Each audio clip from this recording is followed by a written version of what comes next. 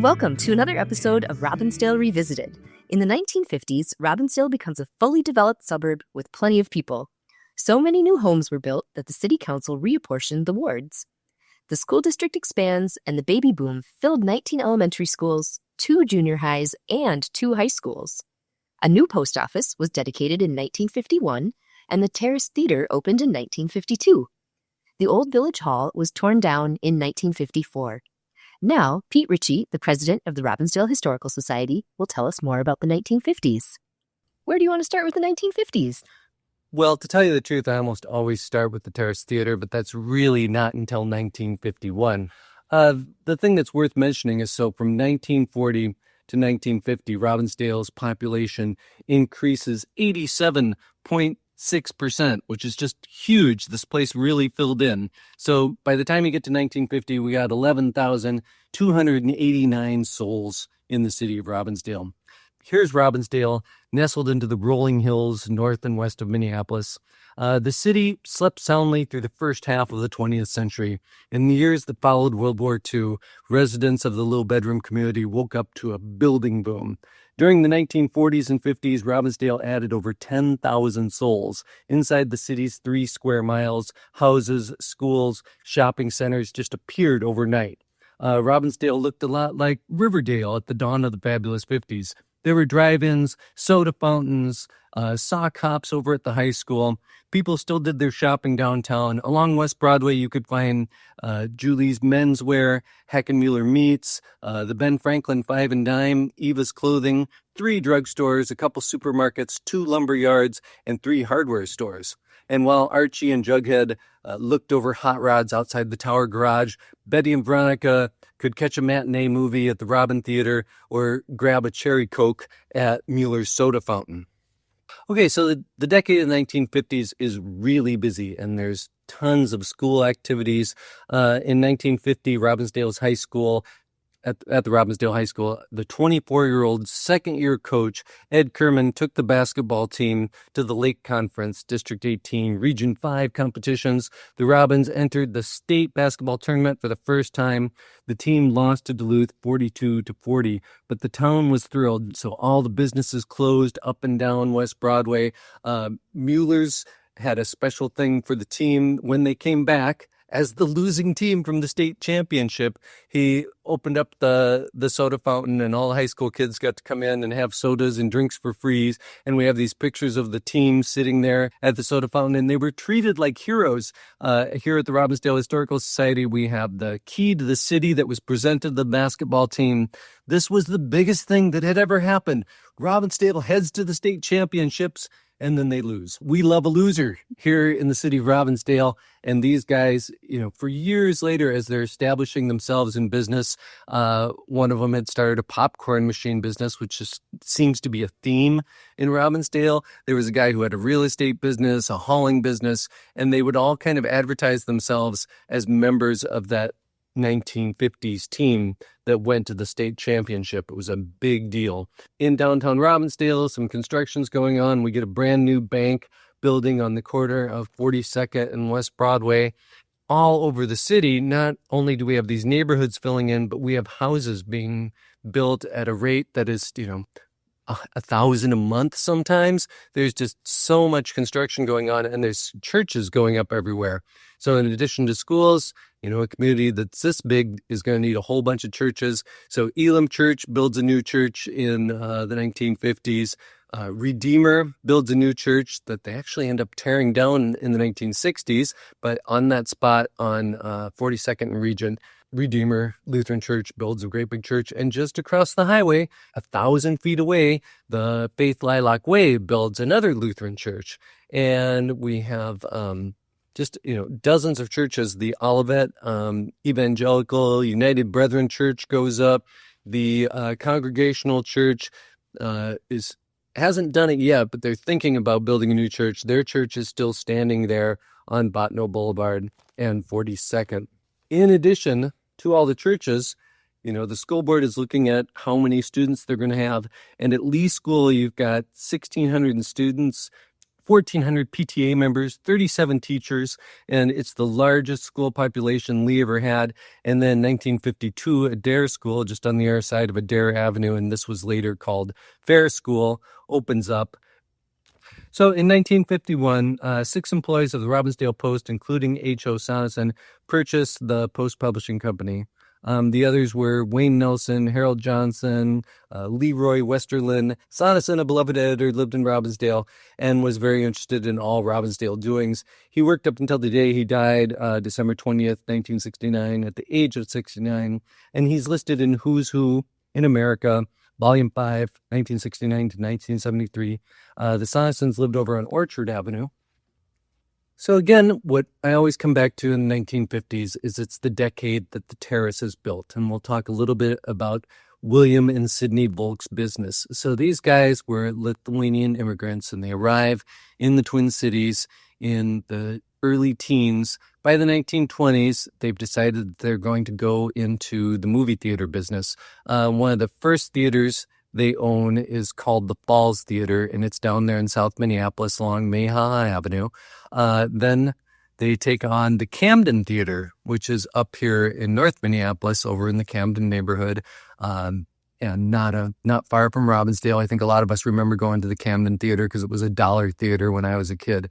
But the theater had already been built. When the Volks acquired it, it was kind of in a rough shape, and they hired this architectural firm, Liebenberg and Kaplan, and they give it kind of an Art Deco modern look to it. And one of the things they add are these little rooms up at the back of the theater, little glass enclosed rooms, and you could rent one out for a party, or if you had a crying baby, you could go up there. And so this became a theme in a lot of their movie theaters. So they're doing well with the Camden and the Falls Theater, and then they decide they're going to build a theater in South Minneapolis. It doesn't go as well as they think, and they end up acquiring the Nile Theater, which was down there on 38th Avenue near 24th. And they do kind of the same thing. They take an older theater, they remodel it, give it kind of an Art Deco streamlined look. They put the little crying rooms or the party rooms in the back of the theater. And the Nile's a beautiful thing. It's got this sort of Egyptian motif throughout the inside of the theater, and there are frescoes on the wall that give you an idea that you're somewhere in Egypt, and they have pyramids in the background. And so they really play up on the theme. And so between the Nile, the Camden, and the Falls, these guys are starting to do well. In the 1930s comes along, they're filling their pockets, and by the end of the 1930s, they acquire the Robin Theater in Robbinsdale. And so now we got a little theater chain of 4 theaters, and they had plans to build a great big thing up here in Robbinsdale during World War II. The government said, no, we're not gonna okay any theater construction at this time because of the war and the war effort and the materials that are going to be needed. So it isn't until 1951 they decide that they have everything in place and they can build their showcase theater for their entire chain here in Robbinsdale.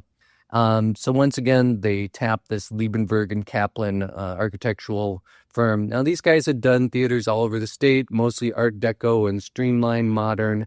They had never really done something that looked like the Terrace. I mean, the Terrace is this kind of mid-century modern. It has elements about it that make it feel like a living room at that time period. There's a sunken den with some seating and some great big windows that at that time looked out on the swamps on the south side of Crystal Lake, and you could probably see the lake off there in the distance. But most of the work that these guys had done was more like this Art Deco stuff from the 1930s. So this was a big departure for them. But they had their marching orders from Sidney and William, and they went to work on it. And what they came out with was so incredible. This great big tower that went up like 3 stories into the sky, and it lit up, and they could flash different colors on these paneled glass that were in the tower. So it looked like the entire tower was flashing and changing color. You had these great big lights on the top that spelled the Terrace in both directions. So, for miles around, you could see the Terrace. It was on kind of the highest point on the hill up above Crystal Lake. The north and east sides of the building featured these bold geometric forms and a row of dramatically tilted plate glass windows 80 feet long and 20 feet high, a red brick tower set with backlit glass and crowned by mirrored signs anchored the northwest corner of the building and proclaimed the Terrace Theater to all of Robbinsdale. On the Volk brothers, they spared no expense in the construction of their flagship theater. Cost estimates for the building were between $700,000 and $1 million. And I always remember this story of this guy who came into the Historical Society one time, and he says he was, walking by the terrace one time, and he was just aimlessly wandering, and he went and was looking at the building, and Sidney Volk, one of the owners, was sitting outside on a little bench, and he sees this guy eyeing up the building, and he says, "Hey." And the guy says, "Yeah." He says, I own this theater, and it's like, "Oh, well, how about that?" He says, "Yeah, this place cost me $1 million. This is $1 million theater. Do you believe that? Look at it. It's just beautiful." And this guy just always remembers this conversation. And I guess if I was Sidney Volk and I was sitting there and somebody's eyeing up the theater, I might want to brag about it a little bit too. But this really was their pride and joy. We know that William Volk actually left the business and just left it to Sidney to run in the early 60s. And he went and opened up a pancake house just if you follow up 81 almost into Crystal, that's where his pancake house was. And I think the building was actually featured in that Feeling Minnesota movie in the 80s that had Keanu Reeves in it. And at that time, it had become like a 1950s diner, but it was originally this little pancake house. So, in 1951, you've got this incredible theater there, and we'll talk a little bit more about it. But the Volks also own the Robin Theater, and it's still in operation until the early 50s. And the Volks acquired the bowling alley. And at one point, they had the Terrace Theater has a giant unfinished basement. Or it did until they tore it down and put the Hy-Vee there. And it had just, a dirt floor down that basement. And the idea was that they were going to put a bowling alley in the bottom of the terrace. It never happened, but they had plenty of room for it. It ended up just being a storage area. If you went around to the back of the terrace, you would see these big doors that kind of opened up into this area. And maybe they parked a couple trucks down there. But the inside of the terrace, it was warm. There was elegant brick, stone, wood, and copper was used throughout. It reflected like mid-century modern residential trends. And then it had kind of a sterility, kind of an international style, atomic age commercial buildings had. To the right of the entrance, there were niches carved out of the main lobby for a candy counter and a snack bar. Fine fixtures and finishes included walnut-clad popcorn machine, a 2-level copper wishing well drinking fountain. There was Turkish loomed carpeting, and it just went on and on. They bought the finest rugs they could. The same rugs are used in the Radio City Music Hall and in the United States Supreme Court building. And we just know this because Sidney liked to brag about everything in that theater, and he told reporters these things. So looking across the lobby from the auditorium doors, you had this sunken lounge, and this was immediately off the foyer. Moviegoers found an inviting little smoking area, and it was designed and it was enlarged and impeccably decorated with a mid-century modern den. The lounge was rimmed off by a lone stone wall, and that enclosed a long tier of cushioned seats. A copper-hooded fireplace was nestled between the enormous slanted windows, and an array of potted plants were everywhere. And when you look at old pictures of the terrace, not only are there potted plants, but there's these floral arrangements. And, it's probably because they knew the photographer was coming. But I've seen pictures in the Golden Valley High School yearbook where this couple's out on a date. I think it's 1965. And they're at the terrace. So this is, 15 years after the theater is opened.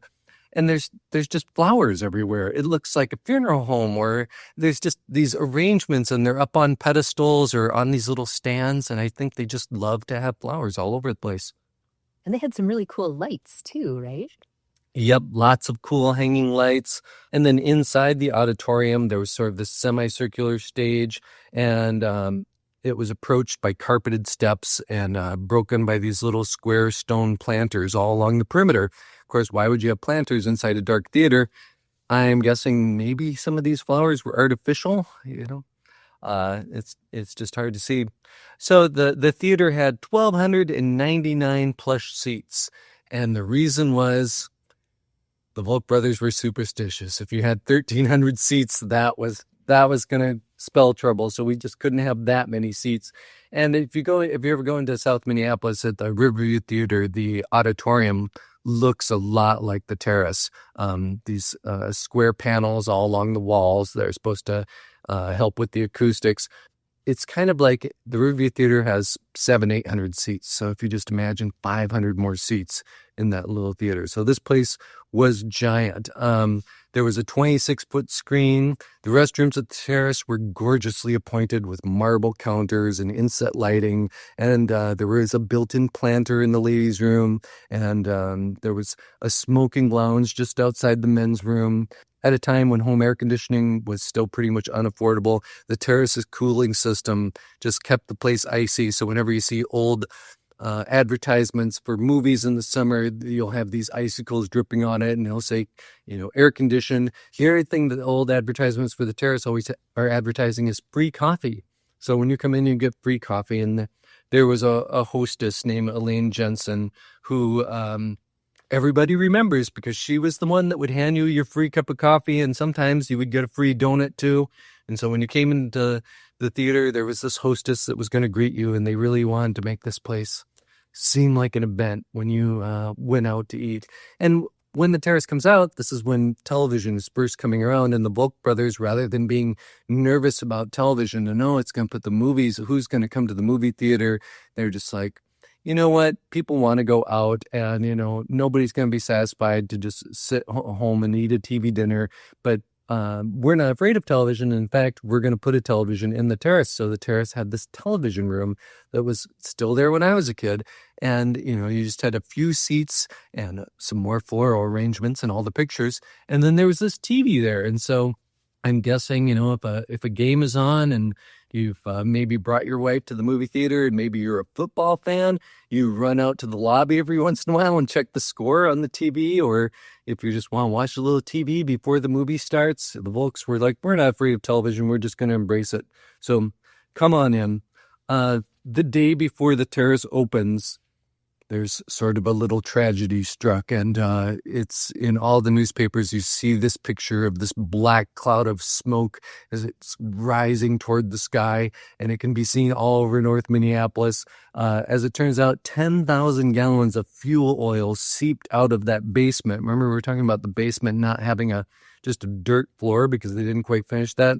The engineer decided that it was unusual, and he's like, this is a problem. And for some reason, rather than dealing with it in a way that we might do in the 21st century, he just decides he's going to pump all this oil into the swamp that's nearby. So that seems like a problem, but, I'm sure it smelled. But the real problem came because a couple small boys are out there playing with matches, and they light the swamp on fire, and the flames they soar so high that in North Minneapolis, residents all over Robbinsdale are coming up here to see what the smoke is like. And the traffic on West Broadway is backed up for miles because everybody's getting in their car to see what this giant black cloud of smoke is coming from Robbinsdale.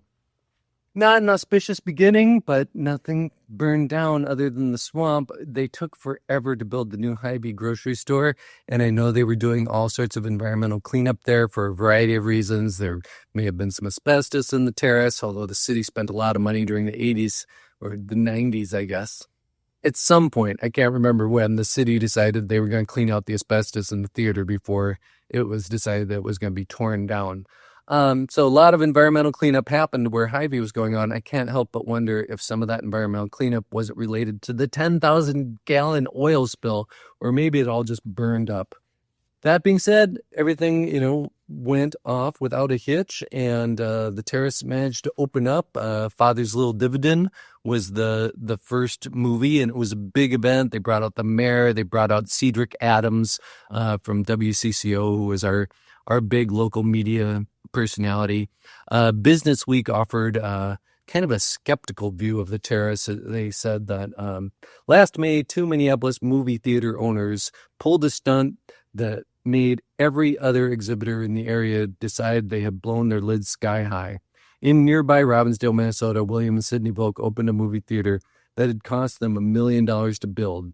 Since television seemed to have put the movie business solidly on the skids, it looked like an elaborate way to commit suicide.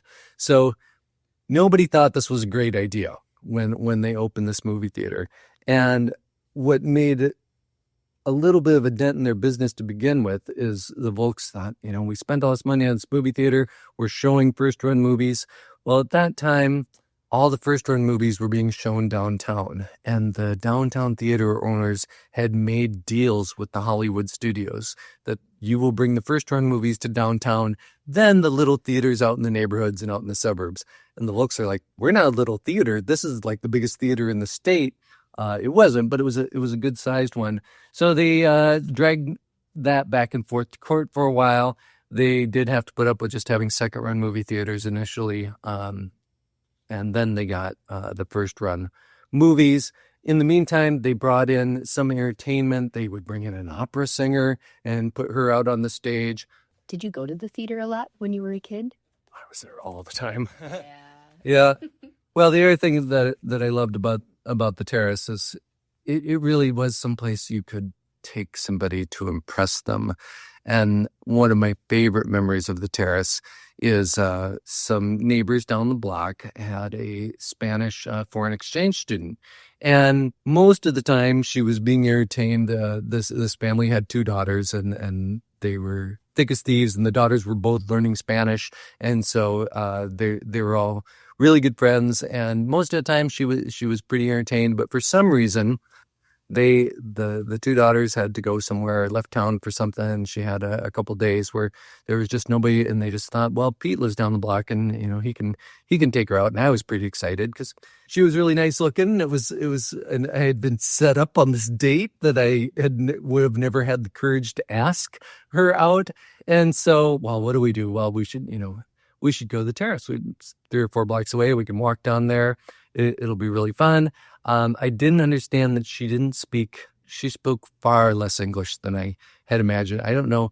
I hadn't encountered her in school or anything. I have no idea how she made it around to her classes. And, cause we were just having a heck of a time, communicating. But, we weren't that far away from the Terrace. It was hard to believe that she had never seen the place, because if you drive by it, you just noticed it. But maybe she hadn't. And so as we're walking up to the thing, I look over and I can just see her eyes getting so big as she's looking up at this tower of light and the Terrace Theater and all.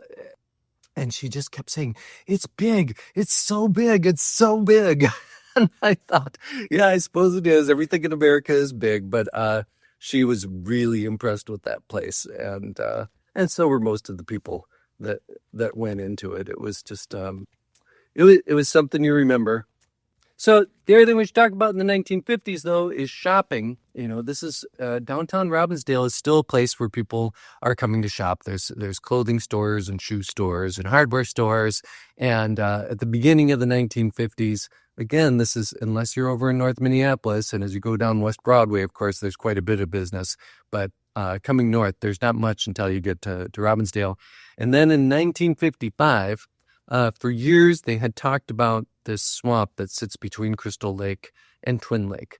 And they had propositioned the county a number of times to build a canal from Crystal Lake to Twin Lake, because wouldn't it be great to take your boat? You could start down there by where Lakeview Terrace Park is, across the lake from the terrace, and you would be able to paddle just like in the Minneapolis lakes. And then you would come to a little canal, and then you would get to Twin Lake, and you could paddle across lower Twin Lake. At this time, you've got Highway 100 crossing the lake, but they have a little spot there where boats can get through, and then you could be in the middle Twin Lake, and you could paddle all the way to upper Twin Lake. That paddle would be like 4 or 5 miles, so it would be a big deal. But they looked at the levels of those lakes, and if you had cut that canal over to Crystal Lake would probably benefit. It would get more water, but Twin Lake would probably become a much smaller lake, as the kind of like the way Cedar Lake became smaller when they cut a canal over to Lake of the Isles. So they decide not to do it. They don't have the funding for it. It doesn't seem like it's the right thing to do engineering wise. So they take that swamp and they put a whole bunch of wooden pylons all over the swamp, and they build a shopping center and a parking lot on it. And that becomes Robbins Center. And, it's strange to think of a strip mall as creating so much excitement and generating so much enthusiasm. But if you look at suburban history around the Twin Cities, these little strip malls meant a lot to those communities, whether it was Robbins Center. Of course, you have Golden Valley Center, wasn't that far away. In St. Louis Park, there's Texatonka and these other little places where there's these strip malls. And that's where everybody gathered up. And not only did you have your big chain stores that would come into the strip malls, when Robbins Center opens up, you get a country club market.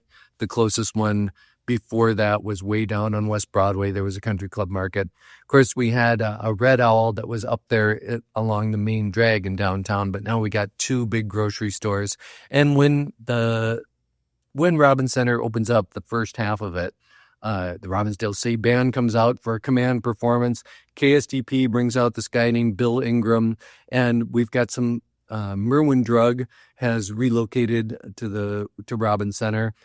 Sears Roebuck is there. Sherwin-Williams, Brown Photo. There's a Woolworth. There's this country club market, and it's just a huge deal. And of course, we get Brookdale a few years later, but before that, Robbins Center was as closest as we had to a shopping mall, a modern shopping mall. And there's all this parking and a great big neon sign out on what was Highway 52 and later became Highway 81. And, anybody who grows up in Robbinsdale remembers Robbins Center, not only for the shops and stores. In my case, the Wax Museum was my favorite store. Merwin Drug still had a restaurant in the back of it, not a soda fountain, but it was a place where, it was just a family restaurant in the back of the drugstore. So you'd go, you do your little shopping, pick up your prescription, go sit down and have a meal in these nice booths with yellow pleather. And I remember the pizza burger as being something really delicious that they had at Merwin Drug, and I couldn't find it anywhere else. The other big event in Robbinsdale is, of course, we had built a high school in 1936, 1937. But by the time you get to 1956, that high school is nowhere near big enough. Not only do you have a dare school being built, but you've got a brand new high school. So the 1950s is a decade when we're building so many schools in the district. And probably the biggest deal was the Robbinsdale High School that was being built over on Toledo. So in 1956, I love looking through these old yearbooks we have at the Historical Society. And in 1956, in the first page of the yearbook, it starts with our school. What memorable things this school has meant to so many. But to the seniors of 56, they have been given the great honor of being the last senior class to graduate from these proud halls. The new RHS awaits the high schoolers of tomorrow, but it is graduates of today who are left alone in the sacred halls of the old edifice to bid a last fond farewell. True, the old Robbinsdale High School building may crumble and decay, but the lessons we've learned, the sacrifices we've made, the memories which are ours alone, can feel neither the crumbling hand of time nor the indifference that comes from forgetfulness. Yet how wonderful it is in this parting that we know it is not the end, but the beginning of new lives which will have ample opportunities to make use of great lessons taught in this school. Thanks for listening. I'm Crystal Boyd. Robbinsdale Revisited is brought to you by the Robbinsdale Historical Society. Our little history museum is located at 4915 42nd Avenue North in the heart of Robbinsdale. We're open Fridays and Saturdays from 10 to 3. You can also visit us online at robbinsdale.org. You found this episode, so you know where to find the next one. Bicycle into the city every Saturday to see our friends. Bus back home, sitting hand in hand when the evening ends. Oh, when the evening ends. Oh, when the evening ends in Robbinsdale.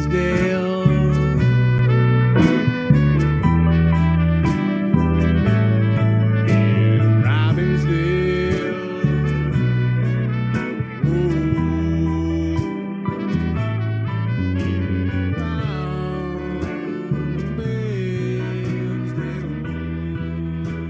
Our theme music is provided by Gabe Barnett and Them Rounders.